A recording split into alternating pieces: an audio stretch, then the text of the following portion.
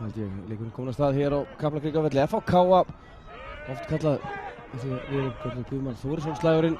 Við sjáum hérna alveg virkilega góður í K-treyjunni fyrra Hans Viktor Guðmundsson og hérna sjáum við Hallgrímur á vinstri. Hallgrímur fær nægan tíma fyrir skotið og reynir hérna bara á Jökuland. Það bara góður varnarleikur hjá Jeppe Pedersen sem að hirðir á honum boltan. Það er Samuel Krón. Kári Gautarsson með sendinguna, þetta er góður bolti, skallinn frá Daniel Dejan Djuric, rétt fram í markinu.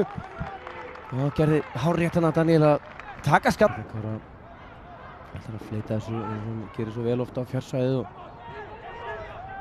hann gerir fyrir þessu kemst á hann að vinna á teiknum en Arnór Borg með fyrirgjöfni á fjársvæðið, hérna smá vandragangur, Stubbi kominn smá skóalöp og það liggur ykkur F-fæðingur hérna, hérna kemur Tómas Orri með skoti á fjær og fyrsta markið er komið! Benjamin Bæring Þórsson gerir það, mætir á fjársvæðið og rekur hann þarna yfir línuna, virkilega vel gert, bæði á honum og Tómas Orra. En Benjamin Bæring að gera þetta virkilega vel. Þarf að mæta á fjársvæðið og klára hlutinu og ég held ég sammála Arnari að dómara dæmi ekki neitt þannig að sjá Benjamin er hreyfanlegur á fjársvæðinu. En Tómas Orri gerir þetta svo vel. Sjáum Hallgrímur kemur fastanboltinn inn á fjársvæðið og hérna kemur skallir rétt fram hjá markinu hjá Birgi Baldurssoni. Setur hann í hliðanettið. Þetta er svo að K-menn sem að er að leggja stað í skyndisókn. Daniel Dejan fer að stað hérna og missar hann aðeins frá sér. Boltinn hrekkur hérna fyrir Hallgrímur sem er að sleppa í innfyrir. Hallgrímur í bardagann og Hallgrímur kominn inn á og hérna er Kristján Snær að hrinda í baki hann og væntanlega að fá rautt spjald gerir ráð fyrir.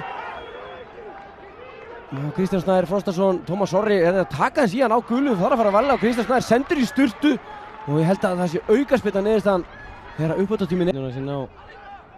Það kemur sendingin á baku línu, þetta er góður bolti í áttina Benjamin Bæring Þórsson mættur á tegin, Benjamin Bæring fer á hægri, þetta gerir vel en Stubburinn sér þarna við honum svo nálægt í þarna. Markmanni sem að það er að liggja hérna bara í mjög þéttri blokk og það er þolinmæðisverk fyrir þá en hérna kemur skoti fyrir að varnarmenn og þessi er í netinu, Jeppe Pedersen með markið.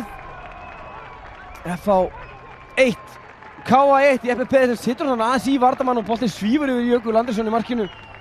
Það leður mér að sjá þetta aftur en setur svona smá spurningamarki við Jökul hérna sem að bara lyfti ekki eins upp höndunum og svona hafi verið í algjörum snóker og sjá 4-4-1 eða bara 4-5-0 þegar að K er komin ofar á völlinn. Hérna er Samuel Krón í fyrirgjafarstöðunni, kemur og hengið þennan að bolta á fjársvæðið og hérna kemur skallinn og það er bara varið þarna Jakob Héðinn Róbertsson. Get margir reyna að búa sér til skotstöðu, mjög þröngt þarna á þingi í tegnum hjá F-fæðingum. Þetta kemur Montiel með flotta fyrirgjöf á fjær en þetta fer inn í Ketill og hann er skallar, svo kemur Snorri með skoti dettur fyrir, hvernig sé það ekki? Jakob Snær Árnason er að koma K-munum yfir. Já, þetta var röð tilviljana en Snorri fór hann í varnarmann og hrekkur fyrir Jakob Snær Árnason og svo sé ég ekki alveg hvað er að gerast þarna. Einhverju Breki Hólm tekur á rás þarna þess að maður hérna viljaði fá eitthvað hrindingu en boltinn þarna dettur fyrir Jakob og klárar þetta vel. Jökull nær aðeins af.